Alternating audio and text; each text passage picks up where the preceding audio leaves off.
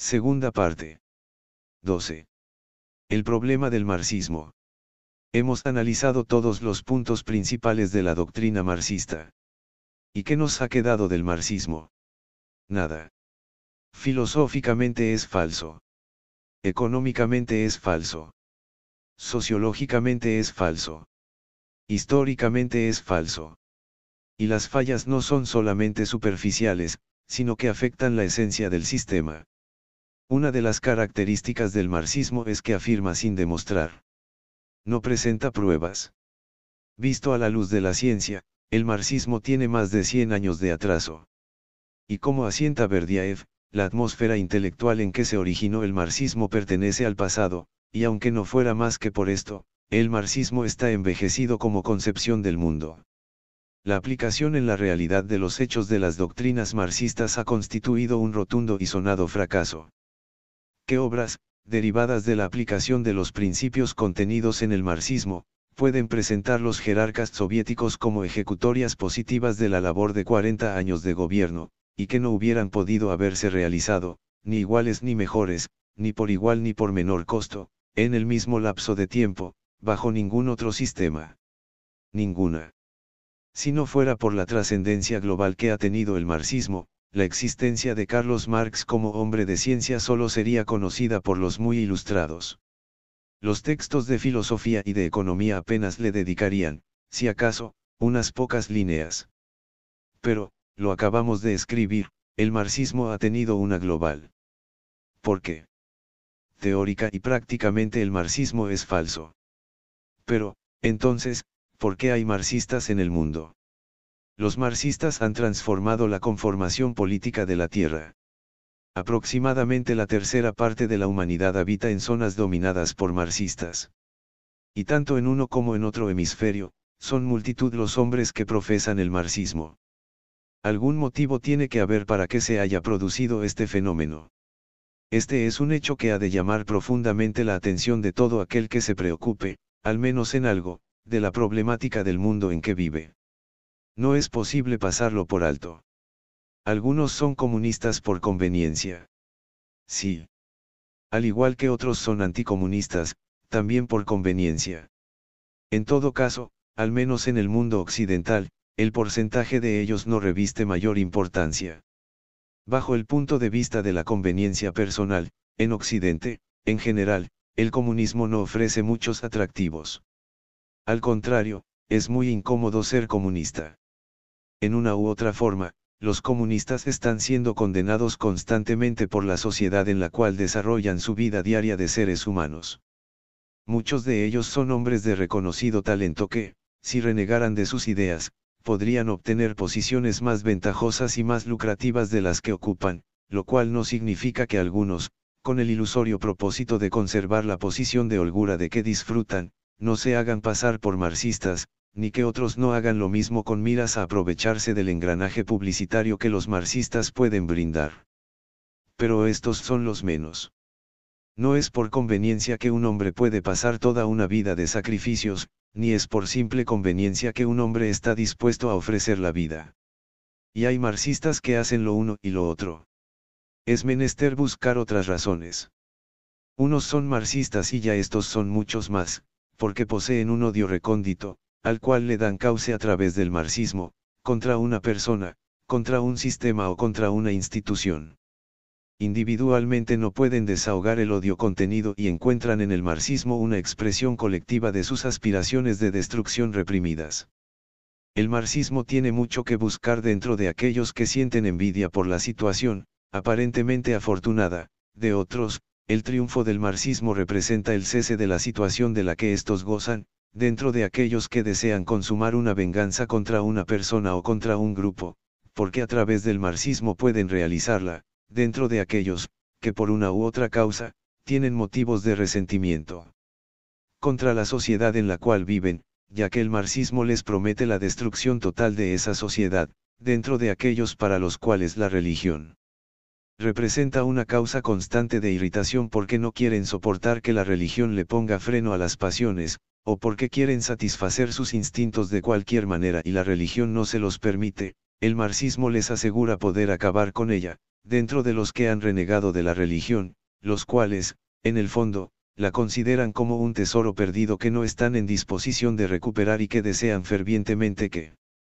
desaparezca, dentro de aquellos que. Pero ni todos los que se encuentran en alguna de estas situaciones son marxistas, ni todos los marxistas se encuentran en alguna de estas situaciones.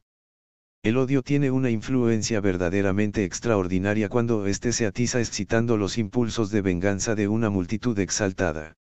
Fuera imposible comprender los éxitos de los demagogos, desde los tiempos de Atenas hasta la Nueva York contemporánea, si se prescindiese de la fuerza extraordinaria que posee la idea de venganza para oscurecer el raciocinio.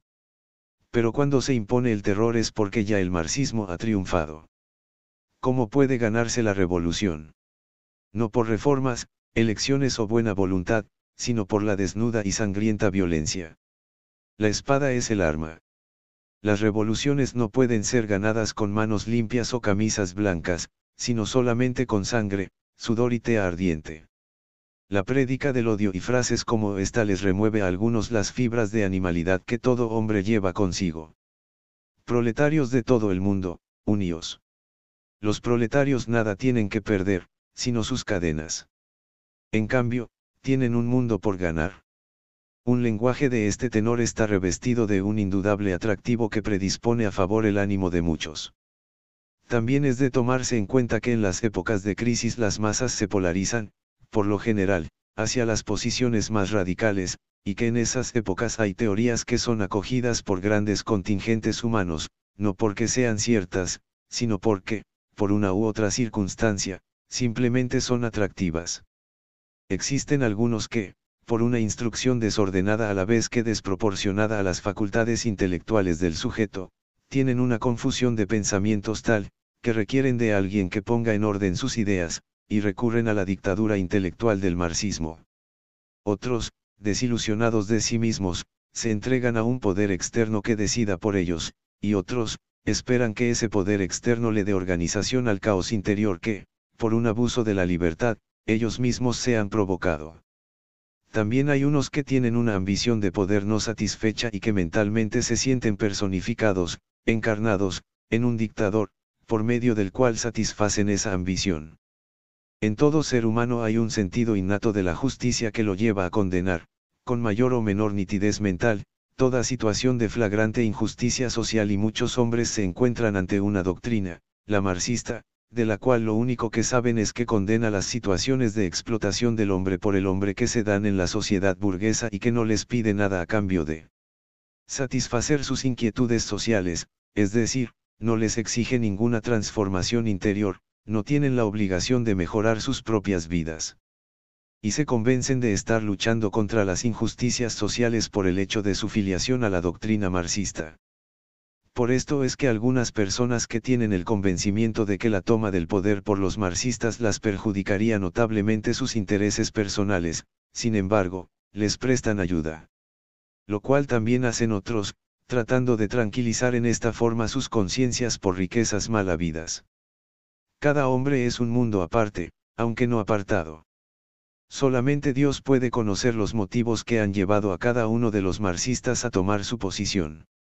No obstante, y dejando a salvo desde luego los motivos personales que especifican y matizan cada caso particular, es posible encontrar la explicación que buscamos en razones de orden general.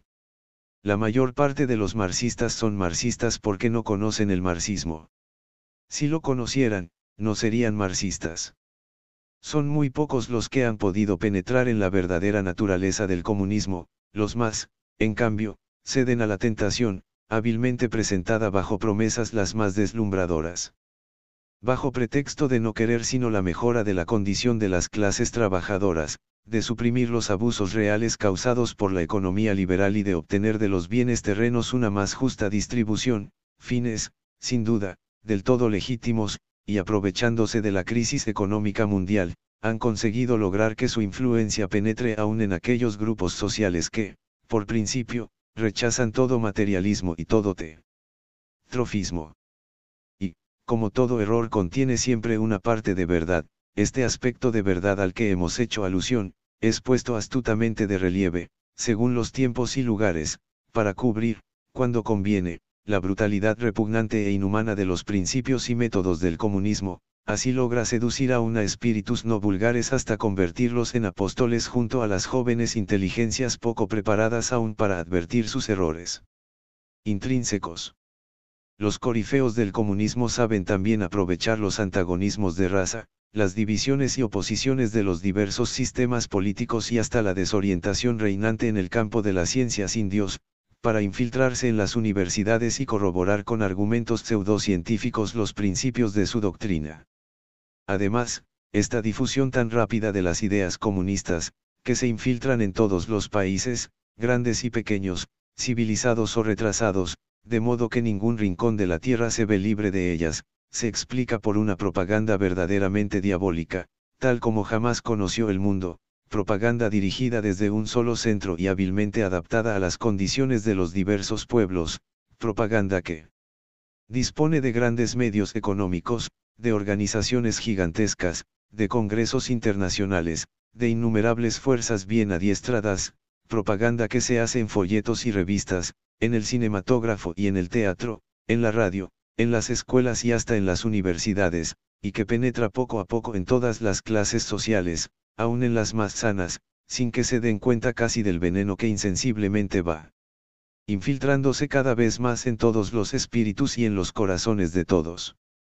Al principio, el comunismo se mostró cuál era en toda su perversidad, pero pronto cayó en la cuenta de que con tal proceder alejaba de sí a los pueblos, y por esto ha cambiado de táctica y procura atraerse las muchedumbres con diversos engaños, ocultando sus designios bajo ideas que en sí mismas son buenas y atrayentes.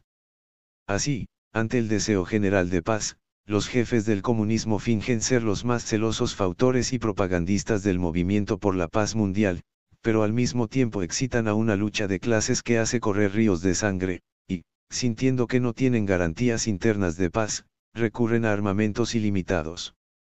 Así, bajo diversos nombres y sin alusión alguna al comunismo, fundan asociaciones y periódicos que luego no sirven sino para lograr que sus ideas vayan penetrando en medios que de otro modo no les serían fácilmente accesibles, y pérfidamente procuran infiltrarse hasta en asociaciones abiertamente católicas y religiosas. Así, en otras partes, sin renunciar en lo más mínimo a sus perversos principios, invitan a los católicos a colaborar con ellos en el campo llamado humanitario y caritativo, a veces proponiendo cosas completamente conformes al espíritu cristiano y a la doctrina de la Iglesia. En otras partes llevan su hipocresía hasta hacer creer que el comunismo en los países de mayor fe o de mayor cultura tomará un aspecto más suave, y no impedirá el culto religioso y respetará la libertad de conciencia. Y hasta hay quienes, refiriéndose a ciertos cambios introducidos recientemente en la legislación soviética, deducen que el comunismo está ya para abandonar su programa de lucha contra Dios. Por otra parte, la doctrina marxista al atacar al capitalismo, aun cuando sus propagadores no se den cuenta de ello, afirma rotundamente el derecho del hombre a la propiedad privada de los bienes materiales. No obstante que, ni en la concepción de la dictadura del proletariado ni en la de la sociedad comunista, se le da reconocimiento a este derecho, en ellas ninguno es propietario. Pues bien, esta paradójica afirmación de la propiedad privada constituye una de las razones más importantes de la extensión del marxismo. Los hombres no se hacen ardientes comunistas, movidos por el vago ideal de una sociedad en la que ha de ser abolida la propiedad privada. El comunismo se apodera del hombre precisamente por la razón contraria. Los hombres se hacen comunistas porque creen, con frecuencia tienen razón, que el capitalismo les ha privado de lo que era suyo, y era suyo por un esmero derecho personal, que su trabajo les había otorgado. Comprueban que los objetos que producen son creación de su propia mente o de su trabajo físico, y sienten que tienen derecho a esos objetos. No adquieren la conciencia de clase, mirándose a sí mismos como de una clase explotada, o porque crean no necesitar de la propiedad privada, se hacen comunistas, porque sienten que, al derribar al capitalismo, pueden adquirir de nuevo, para sí, aquellos productos a los que tenían derecho por su trabajo personal. Ahora bien, ninguna de las razones señaladas hasta aquí serían suficientes para explicar la difusión del marxismo, si éste no hubiera contado con un instrumento eficaz, el partido.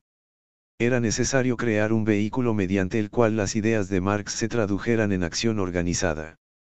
Se necesitaba un arma organizada. Es esta la obra cumbre de Lenin. El partido está basado en una férrea organización, y más organización siempre y en todas partes.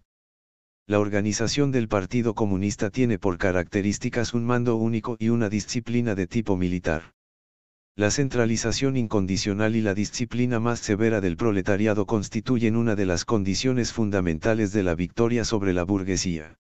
La importancia de la organización es vital. Lo que necesitan ustedes, lo mismo que los obreros de todas las demás naciones, no son frases anárquicas sobre la revolución, sino trabajo serio, lento, obstinado, perseverante y sistemático de propaganda y de agitación clandestina, destinado a preparar el levantamiento en masa contra sus gobernantes. Dadnos una organización de revolucionarios y removeremos a Rusia en sus cimientos. Ahora bien, estos revolucionarios no son seres inanimados. Son seres humanos, con una naturaleza exactamente igual que la de todos los demás hombres. ¿Por qué, entonces, en todos los países del mundo, sin excepción, donde existe el Partido Comunista legalmente o en la clandestinidad es sin duda alguna, el mejor organizado de todos? ¿Será acaso porque sus líderes claman más alto por la organización? ¿Será porque cuentan con personas más versadas en la técnica correspondiente?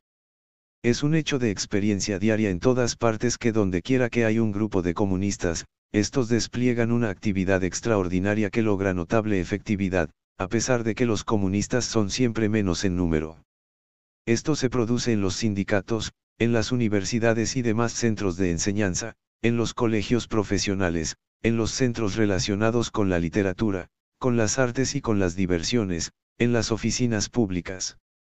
Esto tiene que tener una explicación. Los comunistas no son seres diferentes a los demás, ni tienen condiciones personales de que otros carezcan.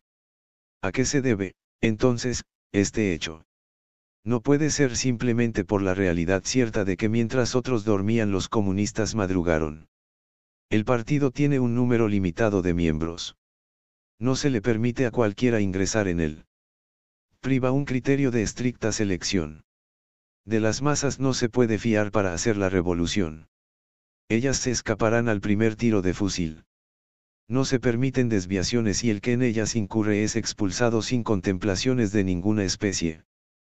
Por esto, los partidos comunistas de todo el mundo tienen solamente poco más de 30 millones de miembros. Pero estos 30 millones mantienen al mundo convulsionado. En jaque permanente. ¿Será porque estos 30 millones de comunistas son bastante más inteligentes y capaces que los 3.000 millones restantes? No. Fanatismo. Es la clave. Los miembros del Partido Comunista deben vivir, comer, respirar y soñar la revolución. Lo que nosotros necesitamos son hombres dispuestos a morir, porque el partido les ha dicho que mueran. Los comunistas triunfan porque están llenos de fanatismo, porque son fanáticos. Y fanático según el diccionario es aquel que defiende con apasionamiento creencias u opiniones religiosas.